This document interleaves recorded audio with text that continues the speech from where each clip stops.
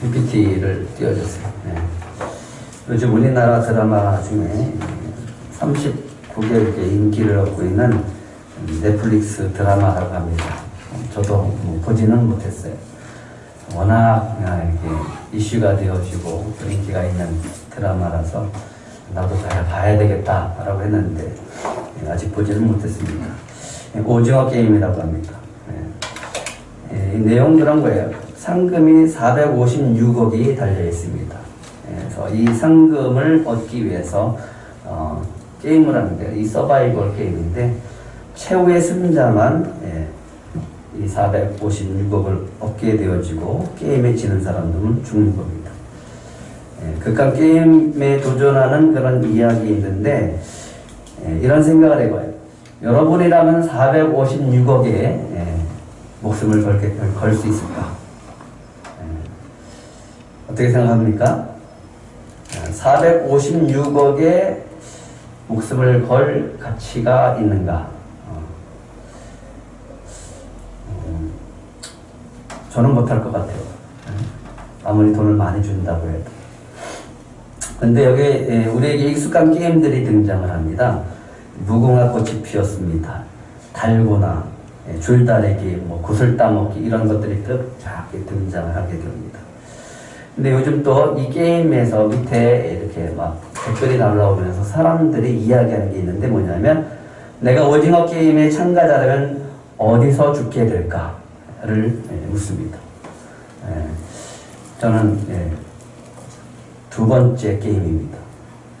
넘겨주세요. 달고나를 이 우산 모양대로 안 나오면 죽습니다. 근데 이 달고나는 직선이면 괜찮은데 이 곡선을 한다는 게 어렵잖아요. 그래서 여기서 많이 죽은 것 같아요. 저도 두 번째에서는 자신이 없더라고요. 이게 극한 게임, 최후의 승자가 갖는 금액은 456억. 과연 1등하는 사람은 운이 좋은 건가, 실력이 좋은 건가? 둘 다 좋은 건가? 이런 생각들을 많이 해봤습니다. 저는 그렇게 생각해요. 456억을 차지하는 사람은 정말 기적적인 사람이겠다. 물론 드라마지만 이런 생각들을 해봤습니다. 그러면서 이거는 드라마지만 우리의 현실 속에서, 성경 속에서는 정말 극한 상황에서 구원을 받는 사람들이 있었습니다. 대표적으로 다니엘 같은 사람이죠. 다니엘은 사자굴에 들어갔습니다. 죽어 마땅하죠. 죽어야 되는 상황이죠. 도저히 살아날 수 없는 상황이죠. 근데 누가 지켜줍니까? 하나님의 천사가 지켜줍니다. 사자의 입들을 다 막아주죠. 다니엘의 세 친구도 풀무불에 들어갔죠. 당연히 다 죽어야 되죠. 근데 천사가 막아줍니다. 이거는 비현실적인 드라마지만 우리의 현실 속에서 주님은 저와 여러분을 극한 상황 속에서도 지켜주실 줄 믿습니다. 그분이 바로 우리의 하나님이십니다.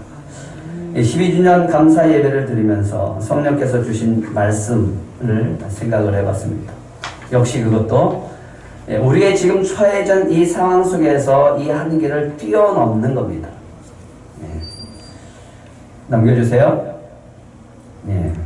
5가지를 얘기했습니다. 첫 번째는 지역을 좀 뛰어넘어라. 그래서 지경을 넓혀라라고 하는 것이었고요. 두 번째는 우리 건물에 갇히지 마라. 우리 성전이라고 하는 건물에 우리는 너무 갇혀서 살았는데 갇히지 말고 뛰어넘어서 두세 사람이 모여서 소그룹 하는 것이 곧 교회가 된다라고 말씀을 드렸습니다. 세 번째는 우리 자신을 뛰어넘는 겁니다. 전통이 있어요. 또 내가 생각하는 마음, 또 내가 생각하는 가치관, 내 지식, 내 경험 이런 것들이 오히려 성령의 인도하심을 방해받는다 라고 하는 거죠. 그래서 내 자신을 뛰어넘어야 됩니다. 고정관념입니다. 네 번째는 지금까지 우리 신앙생활은 이렇게 왔습니다. 그러니까 앞으로도 이렇게 해야 됩니다 라는 생각은 우리가 다시 한번 생각해 봐야 됩니다. 지금까지 우리가 신앙생활하면서 고착화되어진 고정관념들 좀 탈피해야 된다라고 하는 거죠. 이중적인 가치관. 교회에서는 거룩하고 세상에서는 똑같은 세상 사람들과 살아가는 이 이중적인 신앙생활, 이거는 옳지 않습니다. 세상과 교회를 구분하고 교회담이 너무 높아서 세상 사람들이 들어오지 못하는 것, 이건 우리가 지양해야 됩니다. 그래서 담을 헐고 우리가 세상으로 나아가야 된다라고 말씀을 드렸습니다. 마지막으로는 두려움을 넘어야 된다. 너무 코로나 시대에 두려움이 있습니다. 이 변화에 대한 두려움. 그 두려움을 극복하고 나아가면 그곳에서도 이 시대에도 부흥이 일어나는 교회가 있습니다. 그 교회는 어떤 고난과 환난과 어려움이 있더라도 뚫고 갑니다. 그 교회는 어떤 교회냐? 오직 예수 그리스도만 바라보고 그 예수 그리스도를 따라가는 좁은 문, 좁은 길을 가는 교회입니다. 그것이 주님이 기뻐하시는 것입니다. 우리가 이것을 따라갈 때 주님이 주시는 이 비전을 반드시 이뤄가실 줄 믿습니다. 그러면 어떻게 이뤄가실까를 놓고서 한 주간 기도하는 가운데 주님이 저에게 주신 두 가지가 또 있었습니다. 하나는 너무 조급하게 생각하지 말라는 거죠. 어떻게 해야 됩니까? 좀 빨리 이런 마음을 갖고 있는데 주님은 좀 주님이 하시는 것, 주님이 인도하시는 것을 좀 잠잠히 지켜봐라 라는 마음을 주십니다. 그래도 주님, 그래도 뭔가 해야지 않습니까? 그래도 좀 뭔가 더 해야 되지 않습니까? 이런 질문을 하는 가운데 이번 주 한 주 가운데 가장 내게 큰 감동 주신 말씀이 사무엘하 16장 23절이었습니다. 우리 한번 같이 읽어볼까요? 시작. 그때 아히도벨이 베푸는 계략은 사람이 하나님께 물어서 받은 말씀과 같은 것이라. 아히도벨의 모든 계략은 다윗에게나 압살롬에게나 그와 같이 여겨졌더라. 성경에서 아히도벨의 계략이 얼마나 뛰어난지를 설명하는 구절입니다.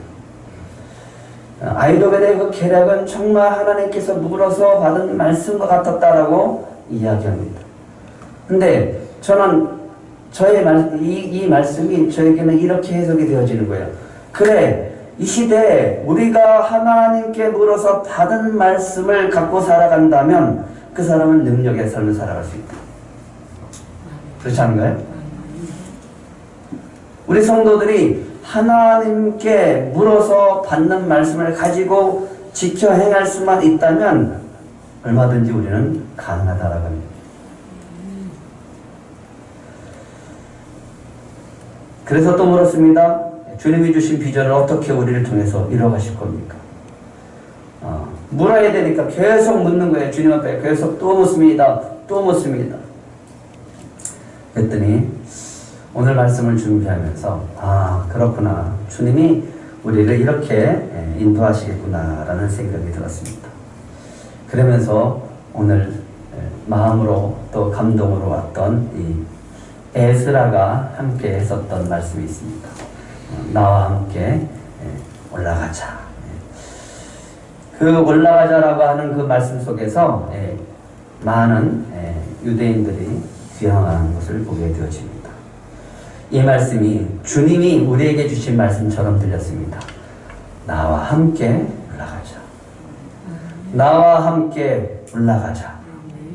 주님이 우리와 함께 올라갈 줄 믿습니다.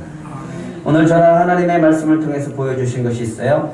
하나님의 손이 함께하는 에스라를 통해서 2차 포로 귀환하는 모습을 보게 하십니다. 하나님의 손이 저와 여러분들 위에 임하게 될 줄 믿습니다. 1차 포로 귀환은 합계를 따져보면 약 5만 명입니다. 49,897명인데 BC 538년 고레스 왕에 의해서 소르바벨과 여호수아 대제사장 중심으로서 1차 포로 귀환이 되어지는데 목적은 뭐였죠? 올라가서 성전을 건축하라 하였습니다. 그래서 고레스 왕의 칙령을 따라서 1차 포로 귀환한 사람은 약 5만 명이었습니다.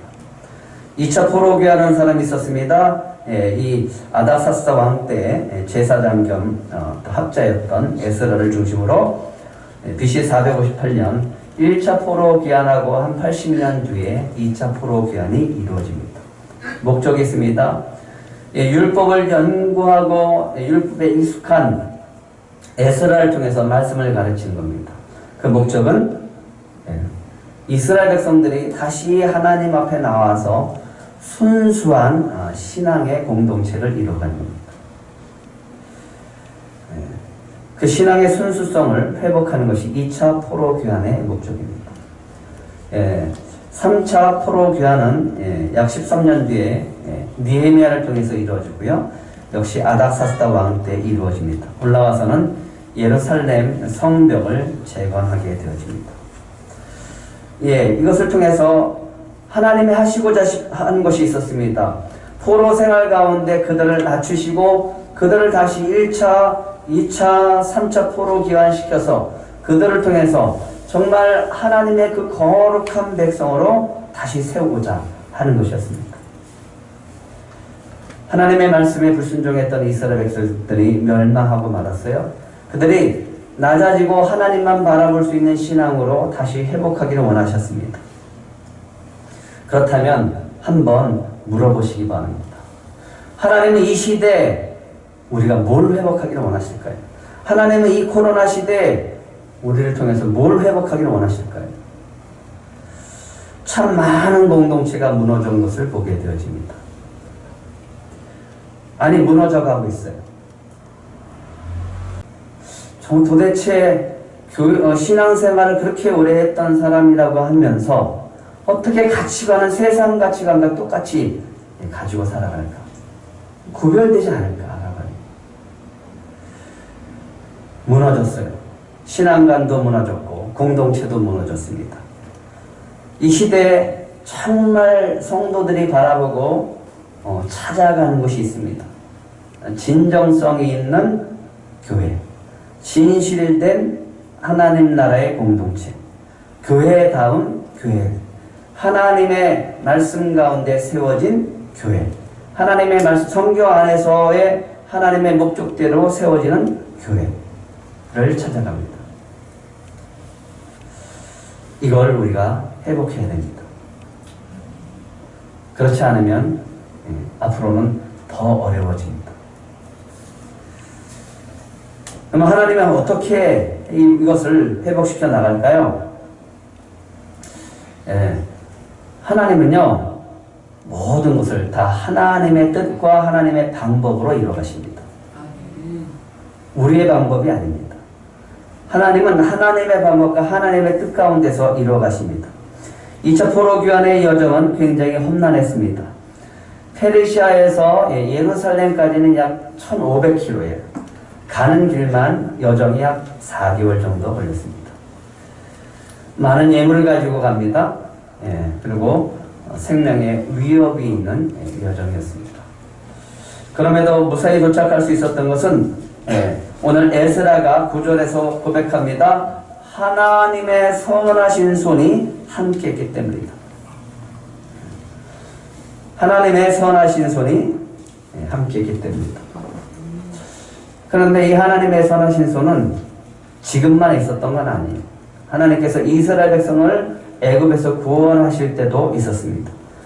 그들이 애굽에서 구원해서 광야 40년 동안 하나님은 그들과 함께 하셨고 그들을 돌보시고 그들을 지키시고 가나안 땅으로 인도하셨습니다. 1차 포로 귀환 때도 페르시아 왕 고레스의 왕의 마음을 감동시켜서 이스라엘 백성들을 하나님의 은혜 가운데 무사히 도착시켰습니다. 이제 2차 포로 귀환입니다. 2차 포로 귀환 때도 동일한 은혜로 에스라가 오늘 고백합니다. 하나님의 선하신 손이 우리와 함께 하셨기 때문에 우리가 무사히 이렇게 올라올 수 있었다. 이 말씀을 통해서 우리에게 주시는 은혜가 있습니다. 그 하나님이 우리와 함께 하시고 우리를 통해서도 그와 같이 인도해 주실 줄 믿습니다. 이스라엘의 하나님이 우리의 하나님이고 에스라의 하나님이 우리의 하나님 되심을 믿으시기 바랍니다. 그래서 하나님께서 오늘 이렇게 에스라를 통해서 고백하게 하십니다. 27절입니다. 27절 시작. 우리 조상들의 하나님 여호와를 송축할지로다. 그가 왕의 마음에 예루살렘 여호와의 성전을 아름답게 할 뜻을 주시고, 예, 하나님의 뜻이 어디 있습니까? 여호와의 성전을 아름답게 할 뜻을 두셨다. 누구에게? 누구에게? 하나님이 왕의 마음에 두셨어요. 놀랍지 않습니까? 네? 어떻게 대제국, 페르시아면 세계를 제패하고 있는 대제국의 왕의 마음을 하나님이 움직일 수 있을까? 물론 고레스의 마음도 움직이셨던 분이니까 그렇게 할 수 있고, 다리오 왕도 마음에 움직여서 성전을 재건할 수 있게 하셨습니다. 그 하나님이 오늘 또 아닥사스다 왕의 마음을 감동시켜서 그들을 귀환시키시고 여호와의 성전을 아름답게 할 뜻을 주시고 그 뜻을 이루어 가십니다. 이분이 바로 하나님이십니다. 아닥사스다 왕이 에스라에게 조서를 내려요. 편지를 써서 조서를 냅니다. 그 내용은 이런 겁니다. 첫 번째는, 먼저 예루살렘으로 돌아가기 원하는 자는 누구든지 데리고 가라. 1차 포로 때 이야기했던 고레스의 말과 동일합니다. 두 번째는, 성전 제도의 회복에 대한 필요한 재정 지원 다 해주겠다. 아끼지 않겠다. 왜 그래요? 하나님의 뜻이 어디 있습니까? 지금 여호와의 성전을 아름답게 할 뜻을 누구에게 두셨어요? 페르시아 아닥사스다 왕 마음에 두십니다. 세 번째는, 제사장과 레위인과 성전 봉사자들에 대한 각종 세금을 면제시켜줍니다. 네 번째는요, 팔레스타인 지방 행정관, 사법관들을 임명할 수 있는 권한을 에스라에게 줍니다. 대단한 파워죠. 대단한 권력입니다. 왜 그렇게 했을까요? 예, 에스라가 그런 권한이 없으면 이 팔레스타인 지역에서 다스릴 수가 없어요. 통치할 수가 없습니다. 워낙 주변 방해하는 세력들이 많기 때문에.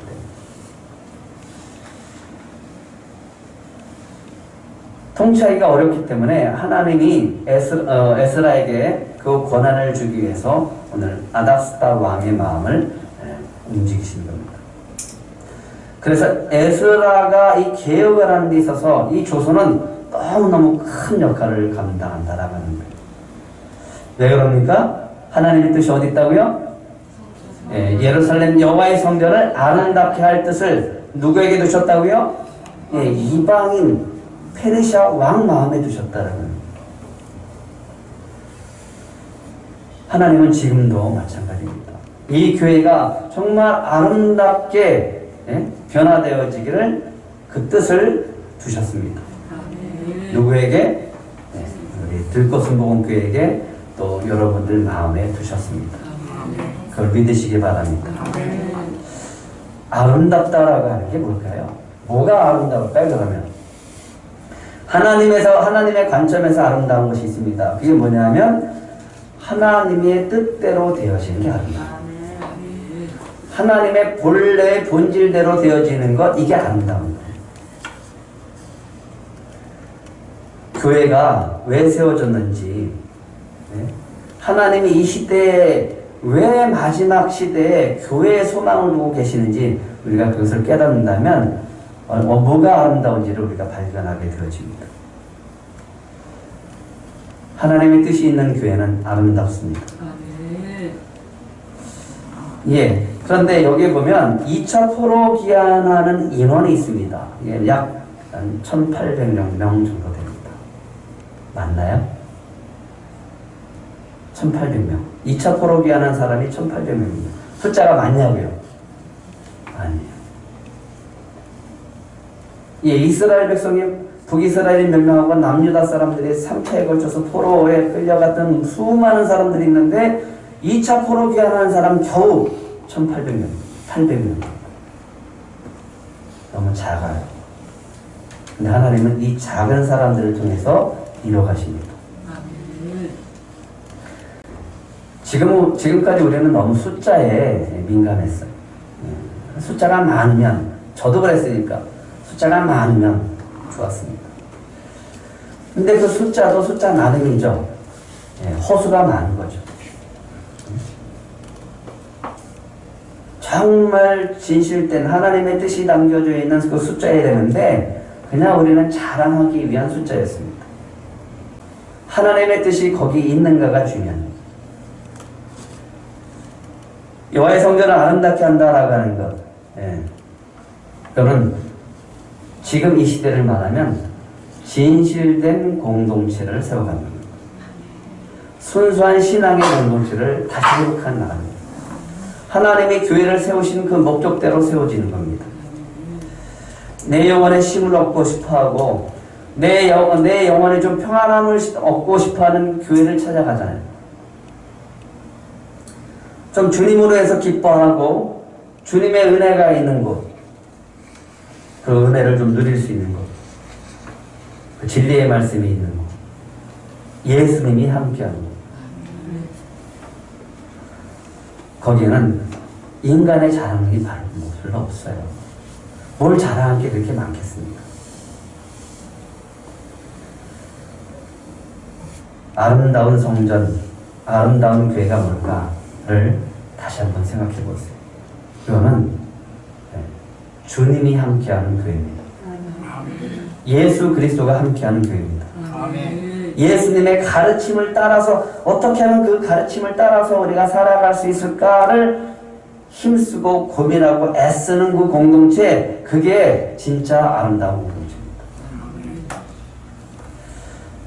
그래서 우리가 12주년을 맞이하면서 초대교회의 모습을 여러분들과 함께 5가지를 넘어가야 될 부분을 사도행전 속에서 우리가 함께 나눴습니다.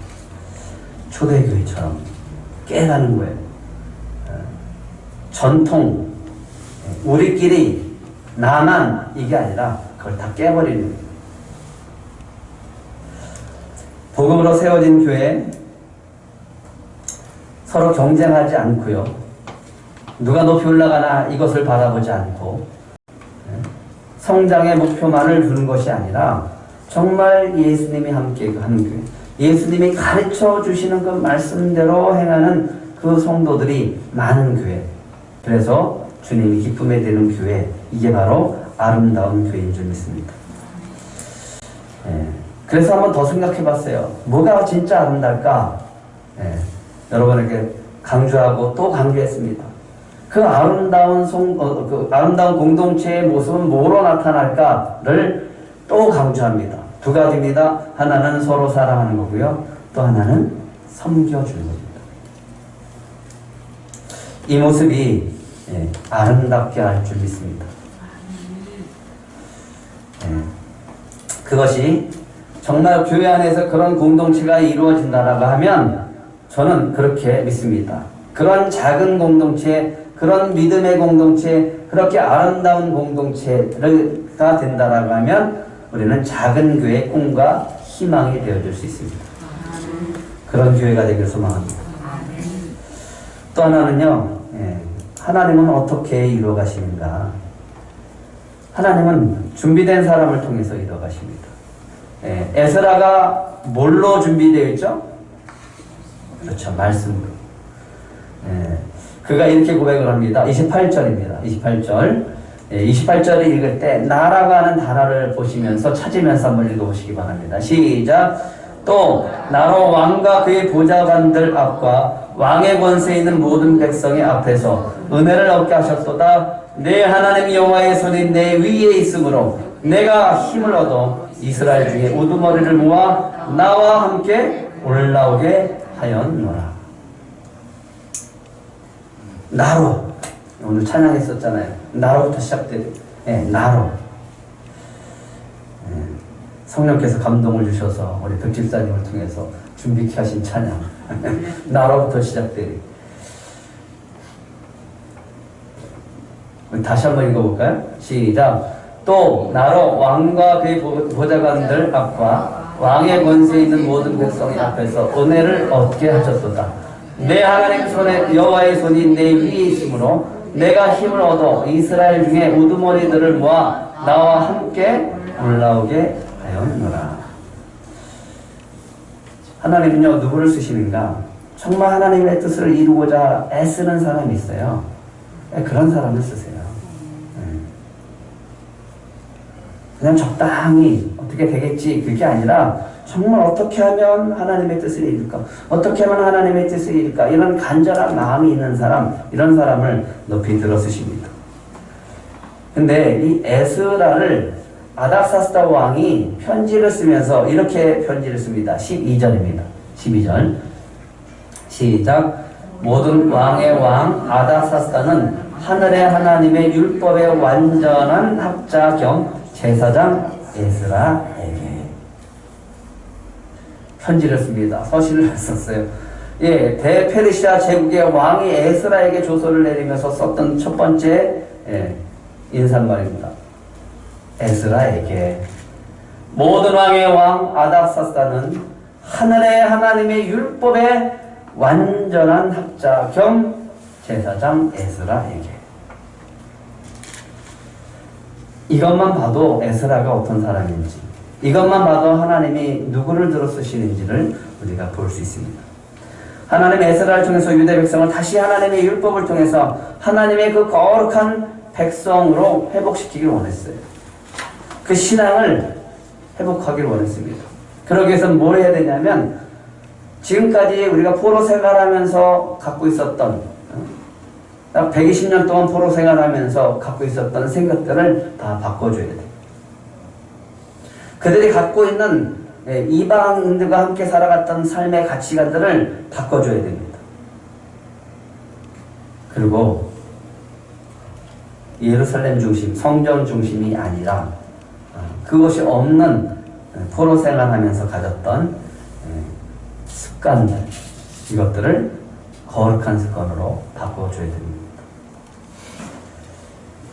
70년대 포로 생활, 포로 기환에서 살고 있는데 이들은 여전히 1차 포로 기환에서 살고 있지만 그들의 생각들은 여전히, 그들의 관점은 여전히 이방인들에게 있었어요. 주변국들에게 있는 거예요. 야, 남들은 저렇게 살아가는데. 예, 사무엘상에 보면 사사시대를 마감하는 때가 언제였냐면 사무엘 아들들이 사사로 역할을 감당하지 못할 때 그랬습니다. 그래서 그들이 하나님 앞에 또 사무엘 앞에 나와서 왕을 달라고 요구합니다. 근데 그 왕을 달라고 요구하는 장면에 이렇게 얘기합니다. 우리 옆에 있는 나라들처럼, 우리 옆에 있는 나라들처럼 좀 왕을 주세요. 그들의 눈이 어디 있어요? 하나님이 아니라 이웃 나라에 있는 거예요. 왕이 통치하면 멋있어 보이거든요. 왕이 우리를 다스려주고 왕이 우리를 보호해줄 것 같거든요. 진정한 왕은 누구예요? 하나님이시잖아요. 이스라엘 백성들이 포로 기환에 있는데 여전히 그들은 변함이 없어요. 세상적인 가치관, 이방인들을 따라가는 거예요. 그래서 이방인들과 결혼을 하게 되어집니다. 이 문제가 굉장히 심각해져가는 것을 보게 되어집니다. 가장 심각한 문제, 예나 지금이나 가장 심각한 문제, 그거는 하나님의 백성으로 살고 하나님의 자녀로 살면서 세상 가운데 살아갈 때는 역시 세상의 가치관으로 살아간다는 거예요. 구별됨이 없습니다. 그냥 헛된 소망, 헛된 기대, 그렇게 하다가 또 낙심하고 또 실망하고 살아갑니다. 하나님이 오늘 에스라를 통해서 다시 회복하길 원하는 것이 있습니다. 그게 뭐냐면 순수한 신앙입니다. 하나님만 바라보는 순수한 신앙. 그 신앙을 회복하기를 원합니다. 예전에 우리나라의 신앙은 그랬어요. 근데 언제부턴가 이렇게 순수성을 잃어갈까? 우리는 축복 달라고 그랬거든요. 축복, 축복, 축복. 근데 하나님 주신 축복은 너무나 많았어요. 근데 왜 그 하나님이 주신 축복 가운데 우리는 순수성을 잃어버릴까요?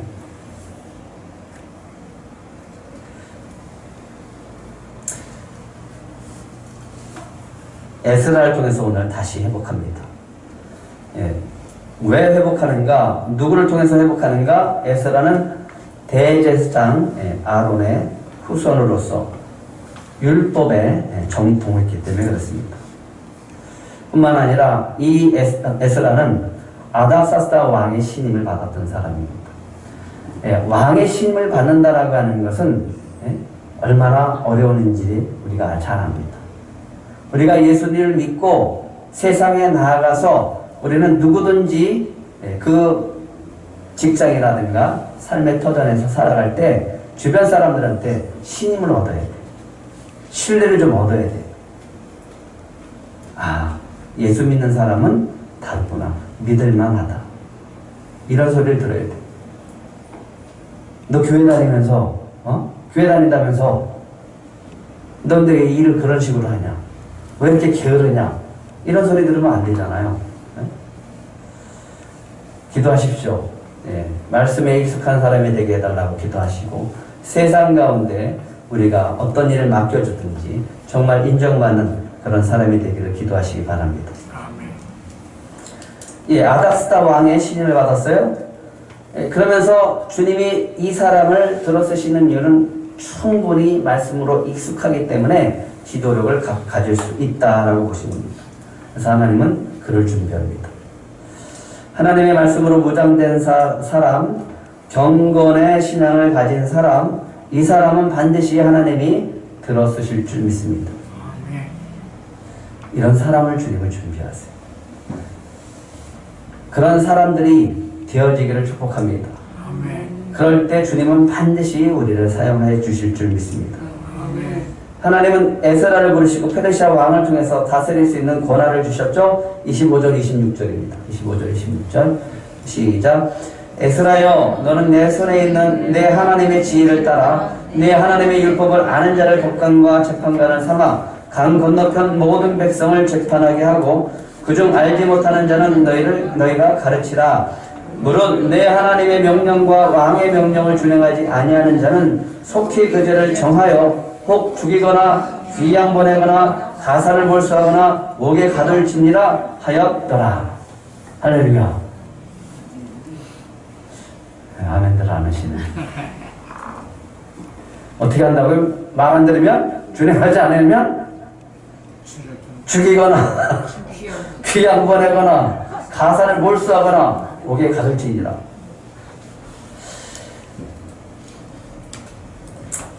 이런 감개성이 있어야 되는가? 그렇게 해야 회복을 할 수 있기 때문에 저는 믿습니다. 여러분들이 말씀에 익숙한 자들이 되어지고 또 여러분들이 말씀에 준비된 사람이라면 반드시 주님이 능력을 주실 줄 믿습니다. 권세를 주실 줄 믿습니다. 주님이 우리를 부르셨습니다. 그렇기 때문에 오늘 우리에게 주시는 은혜가 있습니다. 25절에 보면 에스라여 너는 내 손에 있는 내 하나님의 지혜를 따라. 말씀을 가지고 익숙하게 살아가는 사람, 말씀에 익숙한 사람은 하나님이 주시는 것이 있는데 그게 지혜입니다. 분별력입니다.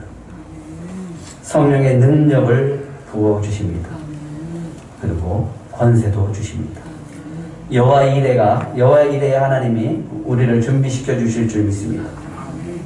그럼 뭘 준비시킬까? 다시 한번 저희가 감동 주신 말씀. 하나님께 물어서 말씀을 받을 줄 아는 성도들. 하나님께 물어서 말씀을 받을 줄 아는 성도들. 그런 성도들이 되시기 바랍니다.